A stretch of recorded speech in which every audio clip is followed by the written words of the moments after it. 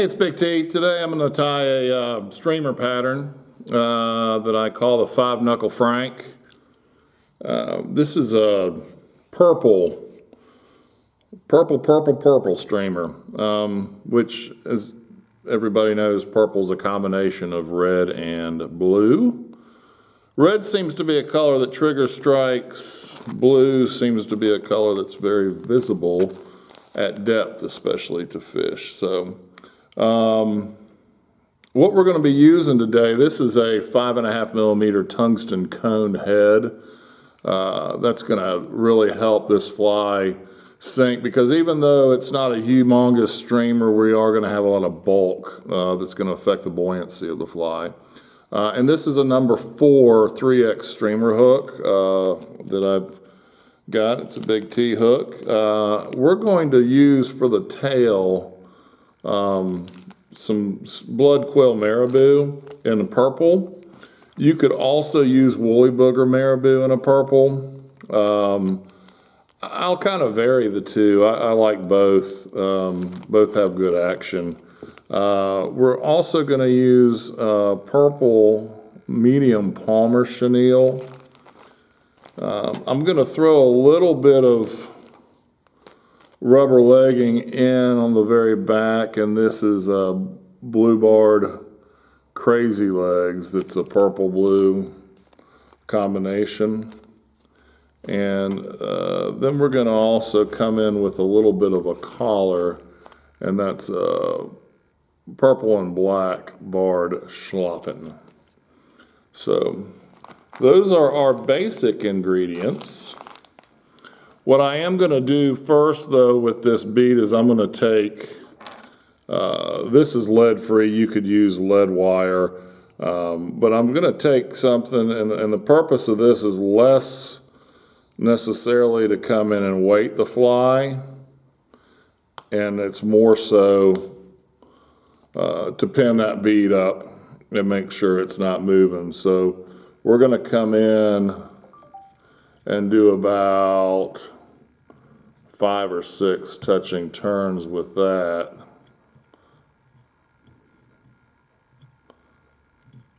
And push that up good in there. The thread I'm using today is actually a 50 denier gel spun Vivus in black.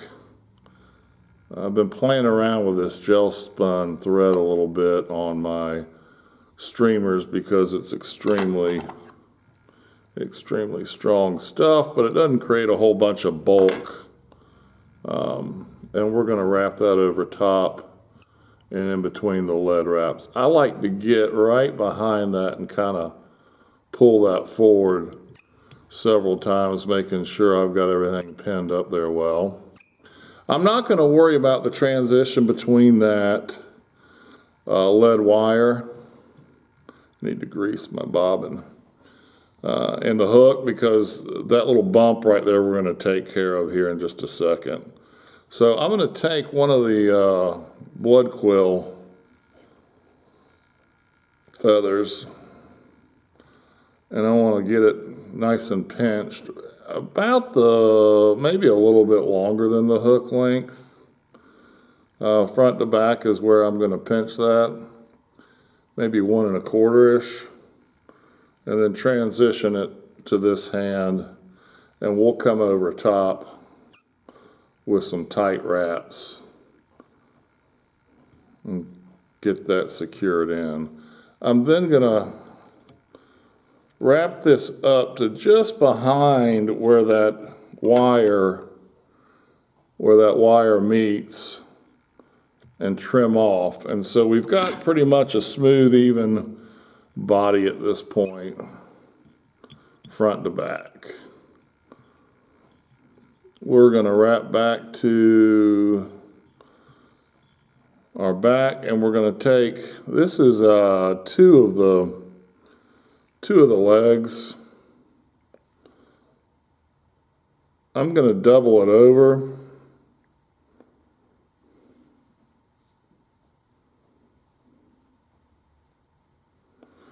I'm going to double it over and then just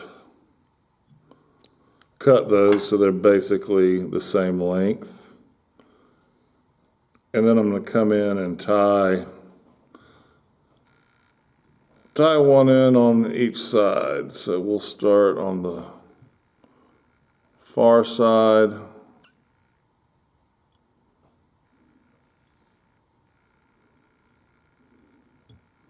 And get those two tied in there. Vise is sliding around a little bit.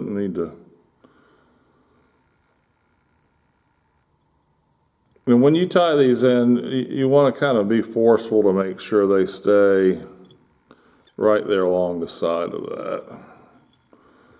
One of the things I see people do is kind of baby materials at times, and sometimes you got to tell it what to do. That's going to be a little bit longer than I like. So what I'm going to do is just take all four of these. I do want it to come past the tail just a hair. But I'm going to come back, let it go back a little bit past the tail and trim off. All right, so we've got that taken care of. The next thing we're going to tie in is going to be this Palmer chenille. I've been playing around with this stuff. This is the medium size. We've got small, medium, and large. And it's just got a really good look and it's easy to use.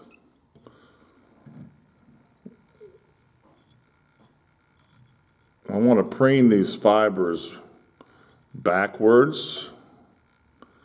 And I'm going to start using that rotary function. Let me get these guys going where I want them to. And we're gonna wrap this thing with basically touching turns. So I want a lot of bulk on this.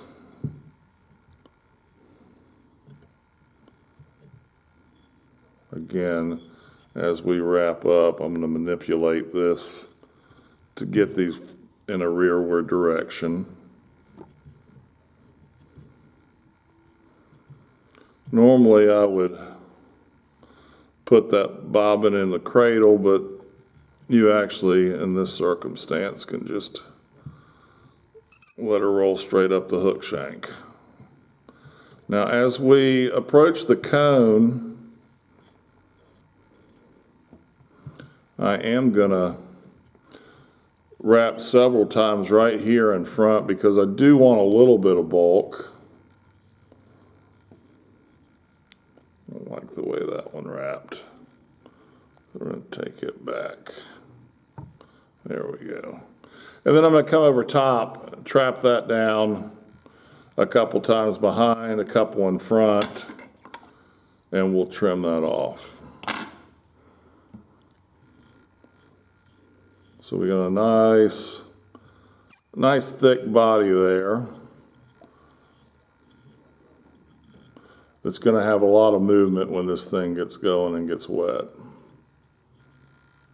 The last thing I'm going to do is I'm going to come in with one of the schlappen feathers. And I'm actually going to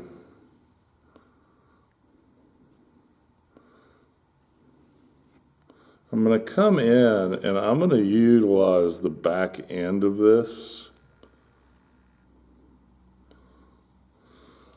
What I'm looking for is I'm looking to catch a little bit of this marabou in here.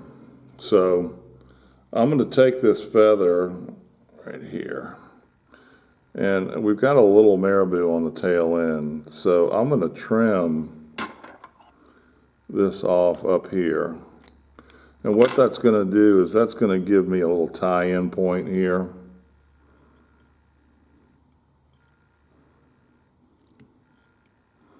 Where I can really get that tied in nicely and feel like it's good and secure before I trim that off. And then I'm going to, again, preen towards the rear.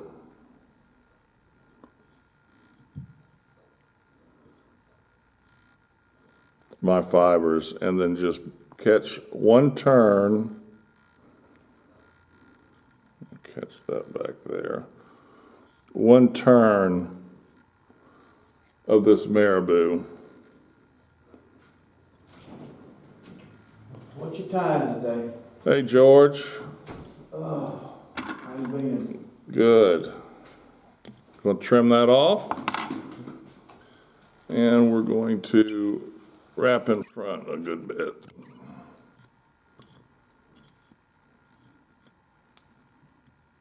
And I don't think I caught that right. There we go.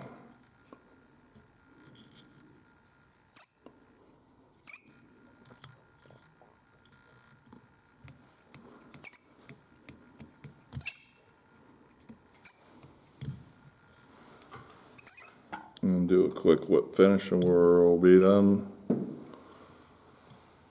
You can jig this fly, you can strip it, twitch it, do whatever you want with it.